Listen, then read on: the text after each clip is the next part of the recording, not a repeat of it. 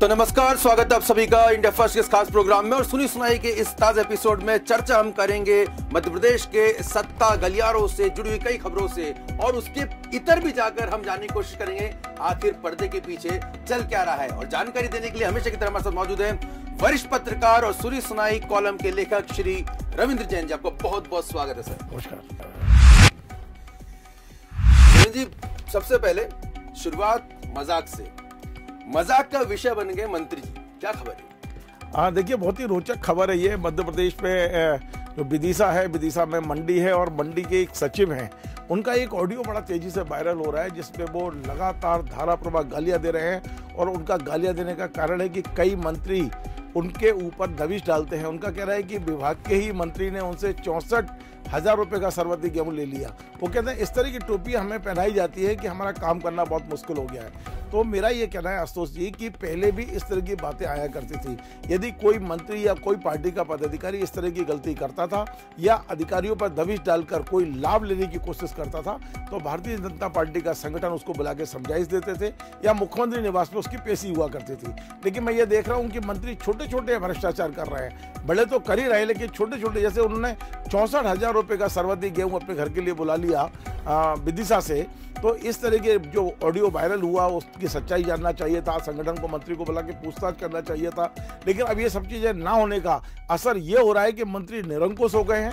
और मंत्री तो छोड़िए, और भी तमाम सारे जो मंत्री के स्टाफ के लोग हैं वो भी निरंकुश हो गए हैं। और भारतीय जनता पार्टी की एक परंपरा थी कि एक अंकुश था, वो अंकुश कहीं ना कहीं छूटता जा रहा है और ये बड़ा मजाक का पात्र बन गए हैं मंत्री। मात्र 64,000 रुपये का सर्वाधिक गेहूं अपने घर के लिए बुला रहे हैं। और वो जो अधिकारी जिसने ये गेहूं भेजा है वो लगातार गालियां देके कह रहा है कि मंत्री ने मुझे टोपी पहना दी। टोपी पहना दी सर। हालांकि जो विदिशा से जुड़े जो लोग हैं जिनके ऑडियो इन्होंने वायरल सुन रखा होगा वो तो समझ चुके होंगे, लेकिन चूंकि आपका ये कॉलम, आपका ये प्रोग्राम देश और विदेश सभी जगह जाता है तो थोड़ा समझने के लिए, क्या ये नए नवेले मंत्री बने हैं या पुराने भारतीय जनता पार्टी? देखिए आशुतोष जी, मेरा जहाँ तक सोच है, क्योंकि जिस स्तर का अधिकारी है, मंडी सचिव एक छोटा स्तर का अधिकारी है और उससे यदि गेहूं मंगाया जा रहा है तो मुझे नहीं लगता कि कोई दूसरे विभाग का मंत्री उसको फोन करेगा। मुझे लगता है कि जिस विभाग के अंतर्गत मंडी आती उसी विभाग का मंत्री होना चाहिए। बिल्कुल, इशारों में आपने सब कुछ बता दिया है उनका नाम। और अगर वो ये कॉलम सुन रहे हैं और सुनी सुनाई की ये एपिसोड देख रहे हैं तो थोड़ी शुचिता वो रखें और उनको कम से कम मंडी सचिव को पेमेंट तो कर दें गेहूं वापस ना करें तो। चलिए दूसरी खबर पे हम जाएंगे। सुनी सुनाई के कॉलम के मंत्री के कारण 5 लाख का फटका। सर क्या खबर है सर? देखिए, ये बहुत ही गंभीर मामला है। ये भी मंत्री से जुड़ा हुआ मामला है। इन मंत्री का नाम मैंने अपने कॉलम में बड़ा स्पष्ट तौर पर लिखा है। सिंधिया खेमे के मंत्री हैं, पहले कांग्रेस से रहे, अब भारतीय जनता पार्टी से मंत्री हैं। पंचायत एवं ग्रामीण विकास मंत्रालय इनके पास है। इनके विभाग के एक अधिकारी थे, अधीक्षण यंत्री, जिनका नाम है अशोक कुमार संतोषी। वो 31 मार्च को इसी साल रिटायर होने वाले थे और रिटायरमेंट के ठीक 15 दिन पहले यानी 16 मार्च को उनके खिलाफ एक शिकायत आई और एक बेनामी शिकायत के आधार पर मंत्री जी ने नोटशीट लिखी कि इनको तत्काल इनके सस्पेंड करके जांच की जाए। वहां के चीफ इंजीनियर ने जांच की और 22 मार्च को एक रिपोर्ट दी कि ये बिल्कुल निर्दोष है, शिकायतकर्ता आया नहीं, वो मिला नहीं, जिस जगह का पता दिया उस पते पे वो रहता नहीं है, शिकायत फर्जी है, जिस मुद्दे पे शिकायत की गई है वो उस पर कोई गड़बड़ी नहीं पाई गई है। इसके बाद भी राज्य सरकार के डिप्टी सेक्रेटरी इस विभाग के, उन्होंने इस अधिकारी को 27 मार्च को निलंबित कर दिया। अब मैं बता रहा हूँ कि 31 मार्च को उसको रिटायर होना है और उस अधिकारी को 27 मार्च को निलंबित कर दिया और निलंबन में ही उसका रिटायरमेंट बताया गया। तो तमाम सारे उसकी जो सुविधा है वो रोकने की कोशिश की। वो अधिकारी सीधा हाईकोर्ट गया और हाईकोर्ट ने लगातार सुनवाई करने के बाद अभी इसी महीने एक बहुत बड़ा डिसीजन दिया है। आशुतोष जी, मैं बताऊं कि ये डिसीजन सारे मंत्रियों को पढ़ना चाहिए। ये डिसीजन मध्य प्रदेश के सारे आईएएस और आईपीएस अधिकारियों के पास भेजना चाहिए कि किस निरंकुशता के साथ आप अधिकारियों के साथ व्यवहार करते हैं और किस तरह से आप कार्रवाई करते हैं। हाई कोर्ट ने इंदौर हाई कोर्ट ने 5 लाख का फाइन लगाया है सरकार के ऊपर और बड़ा साफ लिखा है कि मंत्री को यह अधिकार नहीं था कि अधिकारी को निलंबित करके जांच कराई जाए। हाई कोर्ट ने जो रूलिंग दी है वो बहुत ही चौंकाने वाली रूलिंग है। उन्होंने अधिकारी को निर्दोष बताया है, सरकार के आदेशों को उन्होंने निरस्त किया है और बड़ी बात यह है कि जो शिकायत की गई है वो शिकायत षड्यंत्र के तहत की है। इस पूरे मामले की एफआईआर करके जांच करने के निर्देश इंदौर पुलिस कमिश्नर को दिए गए हैं। तो मेरा कहना है कि यदि इस मुद्दे को कांग्रेस अच्छी तरह से उठाए, इस मुद्दे को यदि हाई कोर्ट और सुप्रीम कोर्ट ले जाए तो मंत्री का पद अभी खतरे में पड़ सकता है और मंत्री का इस्तीफा भी हो सकता है। जिस तरह से मंत्री ने ये अपने अधिकारों से ऊपर जाकर एक अधिकारी को परिचालित करने के लिए काम किया है, निश्चित तौर पर मंत्री इस समय कटघरे में है और पूरी सरकार कटघरे में। सरकार कटघरे में बहुत ही महत्वपूर्ण ये मुद्दा और विपक्ष के अगर नजर में आता है निश्चित तौर पर बड़ा मुद्दा बन सकता है। अगला कॉलम हम जाएंगे, मौत के बाद आया जवाब। सर बहुत ही गंभीर अपने मुद्दा उठाए मध्य प्रदेश विधानसभा का। जी, ये मध्य प्रदेश विधानसभा में एक ऐसी परिपाटी शुरू हो गई है कि आप जितने भी गंभीर प्रश्न लगाइए, जितने भी महत्वपूर्ण प्रश्न लगाइए, जितने ही जनता से जुड़े हुए प्रश्न लगाइए, तो एक जानकारी आती है, जानकारी एकत्रित की जा रही है। इस बार की यदि आप आशुतोष जी प्रश्न पुस्तिका को पढ़ेंगे तो उसमें कई विधायकों ने कहा है कि हमारे पिछले प्रश्न का जवाब का क्या हुआ, तो उसमें भी आगे आगे जानकारी एकत्रित की जा रही है। यानी कि प्रश्नों का जवाब देना ही नहीं है सरकार को। सरकार विधायिका के प्रति इतनी ज्यादा लापरवाह, इतनी ज्यादा उदासीन हो गई है कि अब हमारे स्पीकर साहब को इस पर इंटरफेस करना पड़ेगा और वो कर भी रहे हैं। मुझे जो जानकारी मिली है कि मार्च में जुगल किशोर बागरी, जो पहले मंत्री भी रहे हैं, भारतीय जनता पार्टी के कद्दावर नेता थे, उन्होंने कुछ सवाल लगाए थे और जनता से जुड़े हुए सवाल थे। लेकिन आप विश्वास करेंगे कि उनके सवालों के जवाब तब आ रहे हैं जब उनकी मौत हो चुकी है। पिछले दिनों उनका मृत्यु हो गई जुगल किशोर बागरी जी की, और अब जब उनका अंतिम संस्कार हो गया और अंतिम संस्कार के बाद उनकी सीट पर चुनाव भी हो चुका, उसके बाद विधानसभा के अंदर उनके जो जवाब आए तो मैं भी वो देख के काफी भावुक हो गया कि एक व्यक्ति जीते जी अपने सवालों का जवाब नहीं ले सकता विधानसभा में। सरकारें कितनी लापरवाह हो गई हैं। मतलब जो एक सिस्टम बना है हमारे प्रजातंत्र का, हमारे संविधान का सिस्टम बना है कि जो कार्यपालिका है वो विधायिका के प्रति जिम्मेदार होगी, लेकिन आप देखिए कि विधायिका में जो सवाल उठाए जाते हैं सरकार उसका जवाब देने को तैयार नहीं है। मतलब इन तमाम सारी चीजों को बहुत ज्यादा कार्यपालिकों को अभी मतलब गंभीरता से लेना होगा।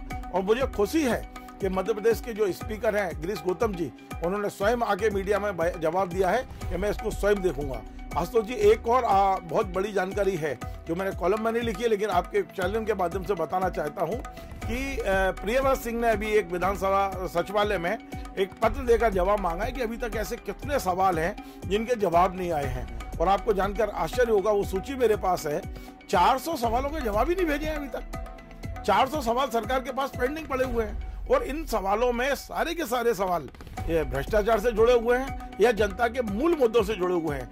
ई टेंडर घोटाले का एक भी जवाब सरकार पिछले 1.5 साल से नहीं दे रही है।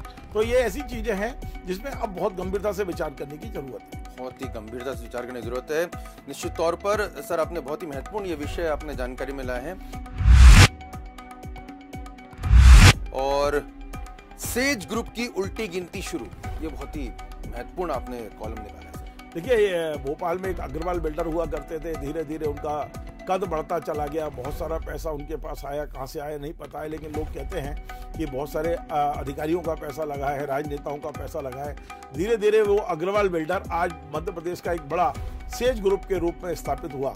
लेकिन हमने देखा कि पिछले दिनों 26 स्थानों पर उनके छापे पड़े। इन्हीं छापों की कार्रवाई अभी चली रही थी, जांच चली रही थी। इसी दौरान एक विधायक ने, काकोड़िया जी, अर्जुन काकोड़िया जी विधायक हैं, उन्होंने विधानसभा में क्वेश्चन लगा के पूछा कि भोपाल का जो कोलार रोड है वहाँ सागर ग्रीन सिटी करके उनकी एक बहुत बड़ी कॉलोनी बन रही है और उस कॉलोनी में जो फ्लैट बनाए गए काफी निर्माण कार्य वैध और अवैध तमाम तरह से हुए हैं। लेकिन विधानसभा में सरकार ने स्वीकार किया है कि जो ऊंचाई तक हमने उनको परमिशन दी थी उस ऊंचाई से ऊपर जाकर उन्होंने 16 पेंट हाउस, आप जानते हैं कि पेंट हाउस का साइज कितना बड़ा होता है, कितने महंगे होते हैं, कितने मतलब एक अमीर लोगों के लिए बनाए जाते हैं फ्लैट के ऊपर, तो 16 पेंट हाउस बनाकर इस ग्रुप ने बेच दिए।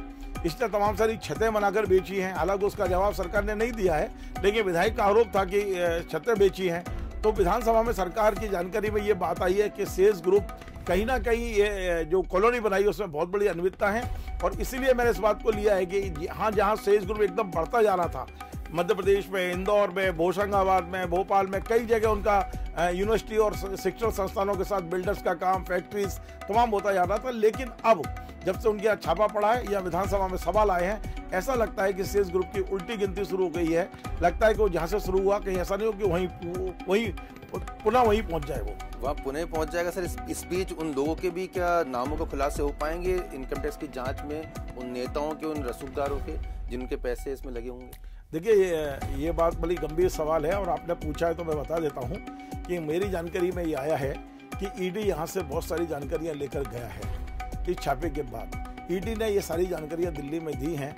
अब ये दिल्ली सरकार के ऊपर है कि वो कितने नाम उजागर करना चाहती है, कितना नहीं चाहती है, लेकिन ये तय है कि कुछ राजनेताओं और कुछ अधिकारियों के नाम ईडी को पता चले हैं जिनका पैसा इस ग्रुप में लगा हुआ है।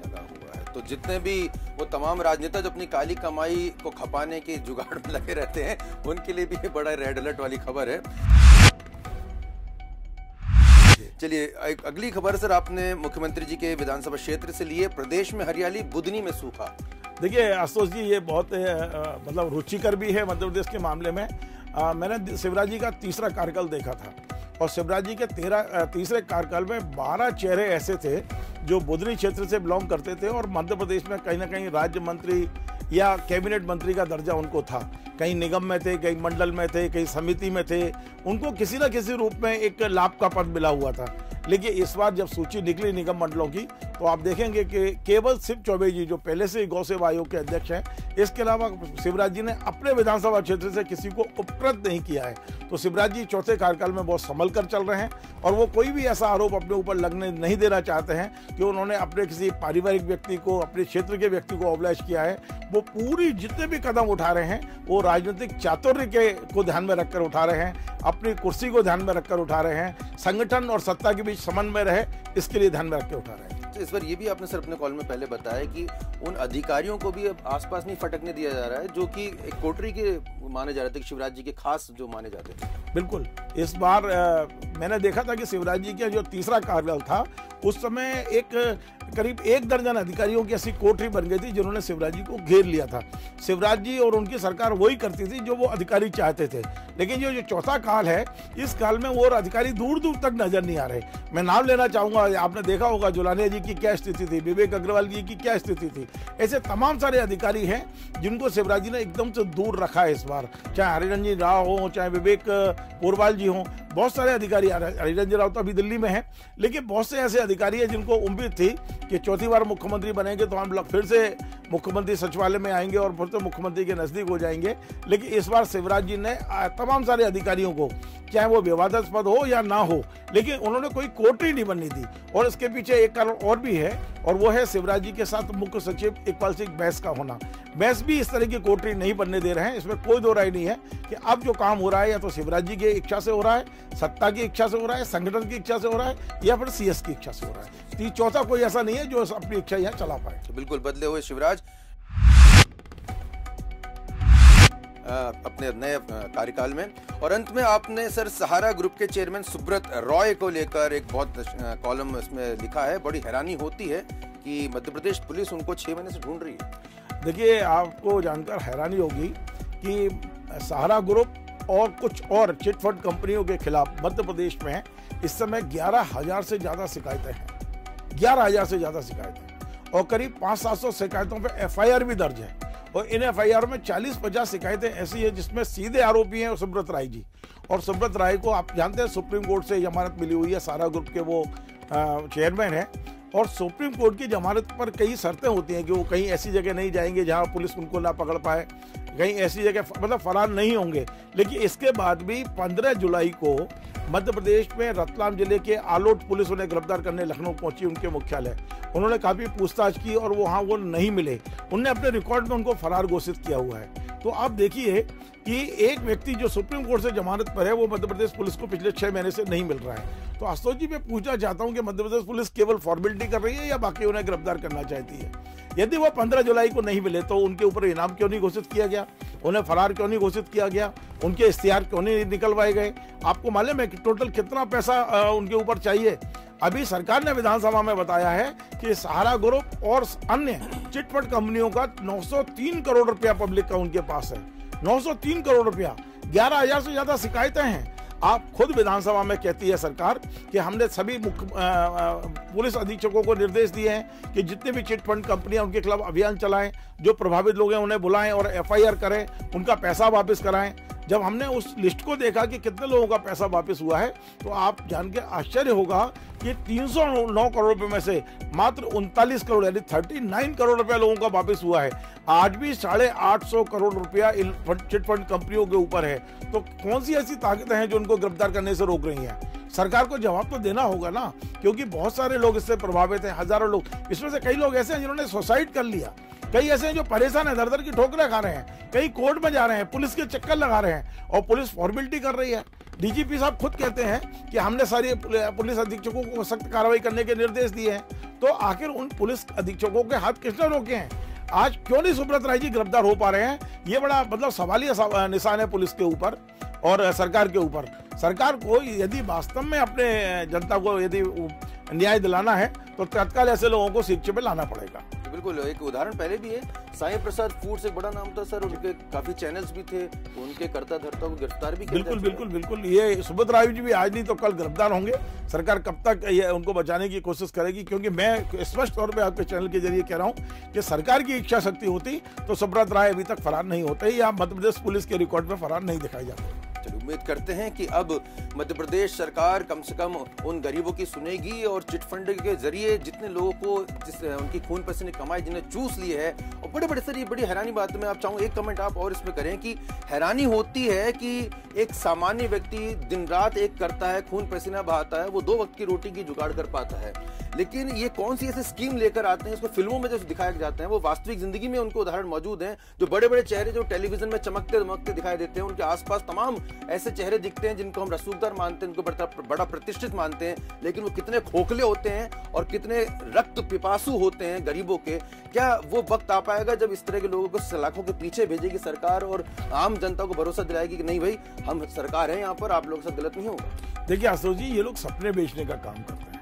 गरीब आदमी सपने देख लेता है बेचारा, क्योंकि उसके पास उसने बहुत सारी चीजें नहीं देखी होती, उसने कार में नहीं घुमा हुआ होता है, उसका खुद का मकान नहीं होता है, उसके बहुत सारे बच्चों के उसके परिवार के सपने होते हैं। उन सपनों को दिखाने वाले ये लोग रहते हैं जो उनकी कमाई को चूस लेते हैं और सपने दिखाने के नाम पे लेते हैं, तो वो बड़ा ठगा सा महसूस करता है।